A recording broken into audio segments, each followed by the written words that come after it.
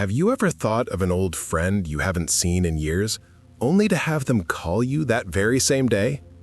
Or been wrestling with a difficult life question, and the answer seems to appear on a random billboard or in a song on the radio? We call these coincidences, and then we forget them. But what if they aren't random at all? What if these are moments of profound connection, a secret language between you and the universe? Carl Jung had a name for it: synchronicity. Here is a counterintuitive truth. The most important events in your life might not be the ones you plan, but the accidents that happen in between. We are taught to believe in a world of cause and effect, a logical, linear world. But there is another principle at play, a hidden web of meaning that connects your inner world to the outer world. This is a core part of the journey of shadow work, realizing that the self communicates not just through dreams, but through reality itself. This video is not about magical thinking. It is about the art of deep attention. In our exploration today, we will not offer you a way to predict the future. Instead, we will offer you a new way to see the present. We will discover the crucial difference between a random event and a true synchronicity. We will explore why these meaningful moments happen and what they are trying to tell you. And most importantly, we will provide a practical toolkit to help you cultivate the awareness to recognize these winks from the universe in your own life. The universe is constantly speaking to you. The question is, are you ready to listen? The logical mind has a job. Its job is to protect you, to create order from chaos, to make sense of the world. And it does this with one primary tool: the law of cause and effect. A leads to B. An action leads to a reaction. This is the operating system of the modern ego. It is how we build careers, manage finances, and plan our days. It is a good system, a necessary system, but it is also a prison. A prison of cause and effect that can leave us feeling trapped and terribly alone in a world that feels random and meaningless. We experience a strange coincidence, a moment of impossible timing, and the ego, our inner project manager, has only two files for it. File 1, a meaningless anomaly. Dismiss it. File 2, a problem to be solved. Explain it. It has no file for a third option, a message to be received. Let me tell you about Anna, a 43-year-old graphic designer. She was successful, respected, and profoundly stuck. She was at a crossroads that so many of us face in our 40s. Her stable, well-paying job had become a cage of gold leaf. Her soul was whispering, or sometimes screaming, for something more, something real, something she could touch. She had a secret dream of opening a small pottery studio, a place where she could work with her hands, with the earth. But the ego was in charge, and the ego made spreadsheets. She had a pro-con list that was 3 pages long. She had financial projections, market analysis. She was trying to use the language of logic to answer a question from her soul. And the result was paralysis. The more she analyzed, the more stuck she felt. The spreadsheet could not calculate the value of joy. The pro-con list could not measure the weight of regret. Her logical map had led her to the edge of a cliff, and it had no instructions for how to fly. One afternoon, feeling completely defeated, She wandered into an old, dusty bookstore. She wasn't looking for anything. She was just lost. And in a moment of quiet desperation that she would later feel embarrassed by, she whispered to herself, to the universe, "Just give me a sign, anything." She pulled a slim volume of poetry from a random shelf. She opened it to a random page, and her eyes fell on a line. The patient potter does not force the clay. She listens to the story it wants to tell. A current of electricity shot through her. She read the poem. It was beautiful. Then she looked at the author's name, and her breath caught in her throat. The poet's last name was the same as her late grandmother's. The grandmother who had first taught her how to use a potter's wheel when she was a little girl. Tears she could not explain began to stream down her face. What happened in that bookstore? The logical mind scrambles for an explanation. It was just a coincidence. There are thousands of books in that store. You were thinking about pottery, so you were primed to notice it. Confirmation bias. And the ego is satisfied with these answers because they keep the world neat, predictable, controllable. But her soul knew better. Her soul had received a letter. This is synchronicity. And this is where Carl Jung's genius provides a bridge over the canyon that Anna was facing. He defined synchronicity as a meaningful coincidence, an acausal connecting principle. Let's break that down. It is not that A caused B. Thinking about her grandmother did not cause that book to be on that shelf. That is the old cause and effect map of the ego. The new map says something far more radical.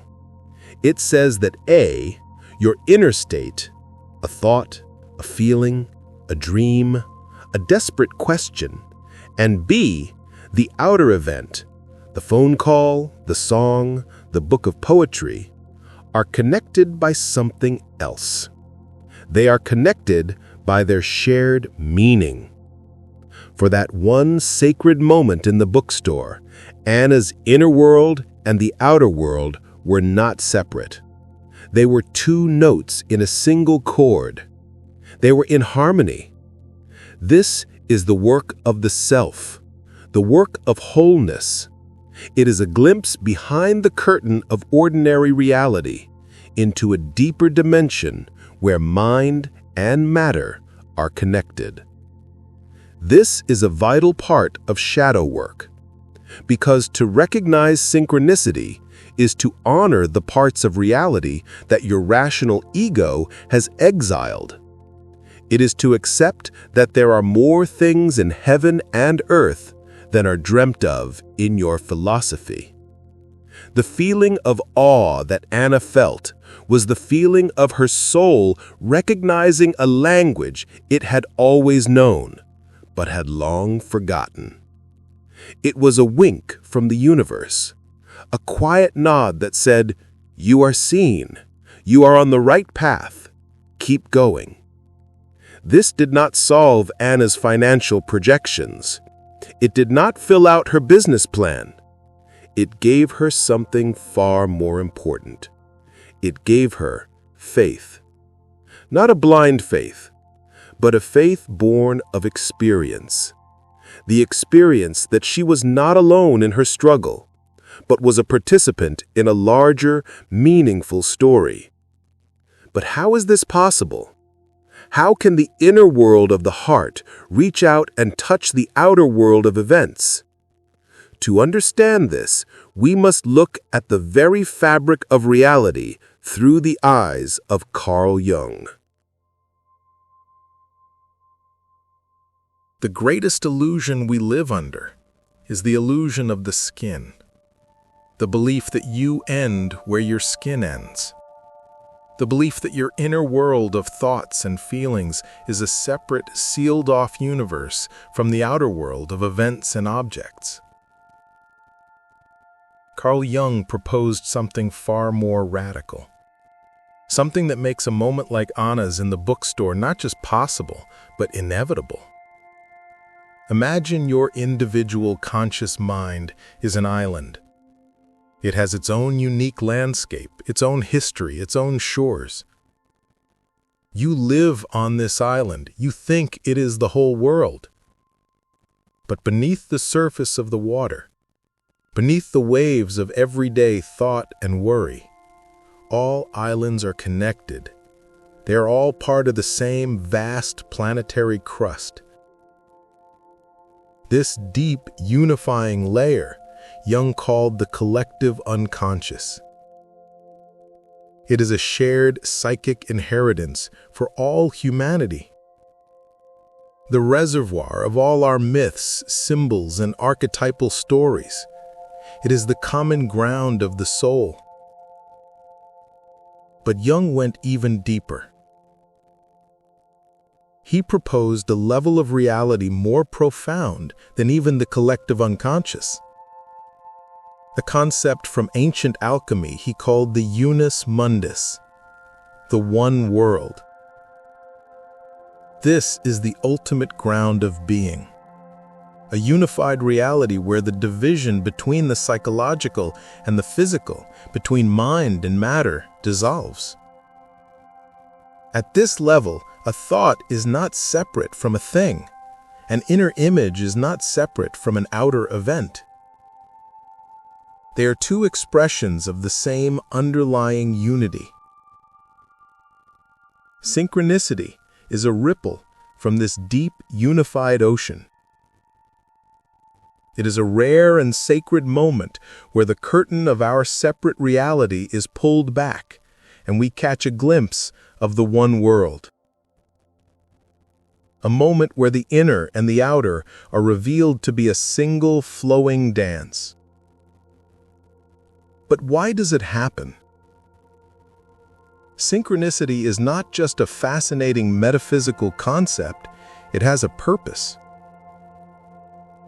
It functions in our lives in three distinct, powerful ways. First, it offers confirmation. It is the wink from the universe, the quiet, cosmic yes. This often happens after you have made a difficult but authentic life choice. A choice that aligns with your soul, even if it terrifies your ego. Think of Anna. She had finally allowed herself to admit the depth of her unhappiness. She had named her secret dream. Her soul was in a state of intense, authentic questioning. The synchronicity of the book was a confirmation, a sign that said, yes, this longing is real, this path is true, keep going. Pause here for a moment. Have you ever had an experience like that? A quiet yes from life after a difficult but authentic choice? A little wink of encouragement just when you needed it most? If you have, you know the feeling. It's a feeling of profound rightness. The second function is guidance. Synchronicity is the signpost at the crossroads. When you are lost in the fog of indecision, it can present a symbol or an idea that offers a new perspective. For Anna, the book was not just a yes, it was a yes this way. The memory of her grandmother, the feeling of the clay, it was a signpost pointing directly towards the path of the artist, the potter. Let me tell you about Tom, a 50-year-old accountant. He hated his job with a quiet, soul-crushing passion. His secret dream was to be a nature photographer. He felt trapped, too old, too responsible. He began to do some deep inner work, some shadow work, acknowledging this neglected creative part of himself. He asked the universe for guidance. And then, something strange started happening. He started seeing kingfishers everywhere. A documentary about them on TV, which he had turned on by accident. A stunning photograph of one in a magazine at the dentist's office. Then, on a weekend walk by a local river, a place he had walked 100 times before, a brilliant electric blue kingfisher, a bird famously shy and rare to see, landed on a branch right in front of him for a full minute before darting away. It was too much. It was a pattern. For Tom, the kingfisher was his lifelong spark bird, the one that had first ignited his love for photography as a boy. This brings us to the third function, compensation. Just like dreams, synchronicity can bring your attention to something your conscious mind is ignoring. Tom's ego was telling him, be sensible, be realistic, you are an accountant. But his soul, in partnership with the world around him, was sending a clear, compensatory message. It was saying, look here, remember this beauty, this passion. You have exiled this part of yourself. We are out of balance. The universe was conspiring to help him integrate his own shadow. And what happened to Anna? This is the most important part. She did not quit her job the next day. The synchronicity did not solve her problems. It gave her the courage to begin. The following week, for the first time in 20 years, she enrolled in a weekend pottery class. She felt the clay in her hands again, and she felt a sense of homecoming. She began to build her own bridge, not with spreadsheets, but with earth and water and fire. The synchronicity was not the destination. It was the first step on the map.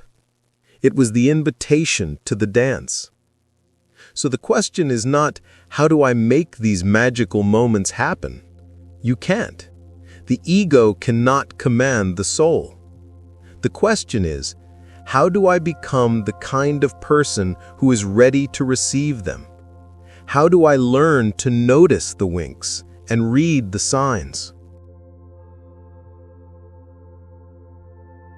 You cannot hunt for a synchronicity any more than you can hunt for a rainbow. If you run towards it, it recedes. If you try to grasp it, it dissolves. The ego wants to control, to achieve, to make synchronicity happen. But this is not a game of force. It is an art of reception. The question is not, how do I create these moments? The true question is, how do I cultivate a state of being where I am open to receiving them? You cannot force the universe to speak, but you can learn to listen. This is the art of cultivating synchronicity readiness. It is a practice, a gentle training of the soul's attention, and it rests on three simple, profound pillars. The first practice is the art of the active question.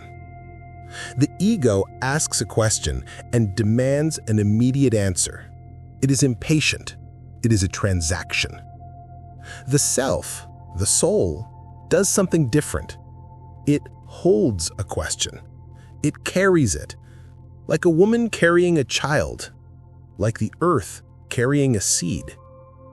You formulate your deepest, most honest question. What is my soul's true work? Is this relationship aligned with my deepest self? And then you let it go. You do not obsess over it. You do not frantically search for the answer. You simply carry it with you in the quiet background of your heart. This act of holding the question is like tuning a radio to a specific frequency. You are priming your entire being, conscious and unconscious, to notice anything that resonates with that frequency. You are telling the universe what you are listening for. Anna was not actively looking for a book on pottery. She was actively carrying the question of her own unlived life. And so when the answer appeared, she was ready to hear it. The second practice is widening the aperture. In our modern, hurried lives, our attention is a narrow, focused beam, a telephoto lens locked onto the screen in our hand, the next email, the next deadline. We walk through the world, but we do not see it. To perceive synchronicity, you must learn to shift to a wide-angle lens. This is a practice of mindful presence. When you walk, just walk. Look at the cracks in the pavement. Notice the graffiti on the wall. Listen to the fragments of conversation you overhear in a coffee shop. The universe speaks in a quiet voice. Its messages are rarely found in the grand, dramatic moments. They are hidden in the mundane, the overlooked details of your ordinary day. A synchronicity cannot be perceived if you are not present to the world in which it occurs. You must widen the aperture of your attention to let more of the world in. The third practice is perhaps the most crucial for the skeptical mind. It is the journal of meaningful moments. A single coincidence is easy to dismiss as an anomaly. 2 is interesting, but a pattern of 10 becomes evidence. This is not a diary of what you did. It is a logbook of what you noticed. Thought of my cousin, and she texted me 10 minutes later. Was feeling hopeless, and a car drove by with a license plate that said, "Hope for you." I saw 3 kingfishers in 1 week just after Tom told me his story.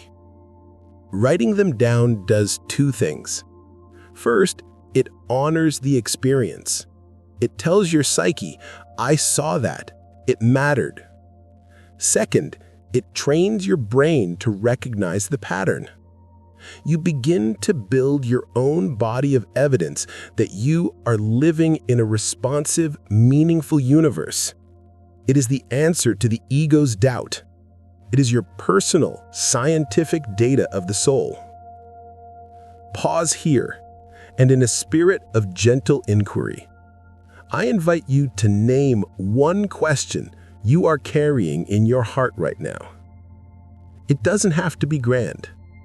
Just a quiet question that matters to you. If you feel called, share it in the comments below. This is the first step of tuning your radio. These practices, holding the question, widening the aperture, and journaling the moments, they slowly, gently change you. They shift your worldview from the mechanistic to the magical, from a life of random events to a life of constant creative dialogue. You begin to live with a new sense of trust, a trust that you are not walking this path alone, a trust that even in moments of confusion, you are being guided. Let's return to Anna and the principle of embodied wisdom. The synchronicity in the bookstore did not magically transform her life overnight. It did something more important. It gave her the courage to take the next step. She told me that for the first time in 20 years, she felt she had permission to honor her soul's longing. So she signed up for that pottery class. And when her hands touched the clay again, she knew she was home. The synchronicity was not the end of the story. It was the key that unlocked the first page of a new chapter. This is the promise of a synchronistic life. Not a life free of problems, but a life rich with meaning. A life where you feel like a conscious co-creator of your own unfolding story. And as you become more attuned to these meaningful patterns, you start to notice something even deeper. The patterns are not just personal, they are universal. You begin to see that you are not just living your life, you are living a myth. But which one? So we arrive not at a destination, but at a new way of walking through the world, with your eyes a little more open, your heart a little more trusting. The shift from a mechanistic worldview to a more enchanted, meaningful one is not a sudden leap of faith. It is a slow, quiet, and beautiful unfolding. To live with an awareness of synchronicity is not to live a life free from difficulty. The rains will still come, the storms will still rage, but you begin to feel a greater sense of trust in life's unfolding. A quiet confidence that you are a part of a story that is larger than your immediate struggles. The anxiety of making the wrong choice begins to soften because you realize that even the wrong turns often lead to the most important discoveries. You begin to feel less like a victim of random circumstance and more like a conscious co-creator in a constant, creative dialogue with the world. Let's return to our friends, Anna and Tom. This is the principle of embodied wisdom, seeing the insight become transformation. Anna did not quit her job the next day, but the wink from the universe in that bookstore gave her the courage to honor her soul. She enrolled in that pottery class, and she told me months later, the feeling of the clay in my hands, it was like remembering a language I thought I had forgotten. I haven't quit my job yet, but I am no longer just a graphic designer. I am a potter again. I'm whole again. The synchronicity didn't change her circumstances overnight. It changed her identity. And what about Tom, the accountant who saw the kingfishers? He didn't sell his house and move to the wilderness. He bought a new camera. He started waking up at dawn on Saturdays to visit the river. He told me, the kingfisher is not just a bird anymore. It's a reminder, a promise from my own soul to myself. For both of them, the synchronicity was not a solution. It was a permission slip from the universe to come back home to themselves. This is the promise of this work. The more you practice the art of attention, the more you will notice these moments. And the more you notice, the more you will trust. And the more you trust, the more you will be able to relax into the great mysterious flow of your own life. You're no longer just the sailor frantically trying to control the boat. You are learning to read the stars. So I invite you to this practice. For the next week, hold one gentle question in your mind, something important to you right now. Do not hunt for the answer, just carry it. And then pay attention. Notice the little things, a song lyric, a conversation you overhear, an image you see. In the comments below, I invite you to share one meaningful coincidence you have experienced in your life, no matter how small. Let's create a library of these moments of magic to remind each other that we are not alone. Because as you begin to collect these golden threads, as you log these moments in your journal, you start to notice something even deeper. The patterns are not just personal, they are universal. You begin to realize that the stories unfolding around you and inside of you have been told before. The feeling of being the hero on a quest, the feeling of being the orphan searching for a home, the feeling of being the sage seeking the truth. These are the great myths, the primal patterns of the human soul. Carl Jung believed these patterns are encoded within us in the collective unconscious. He called them archetypes, and they are the secret characters running the drama of your life. You are not just living a life, you are living a myth. But which one are you playing?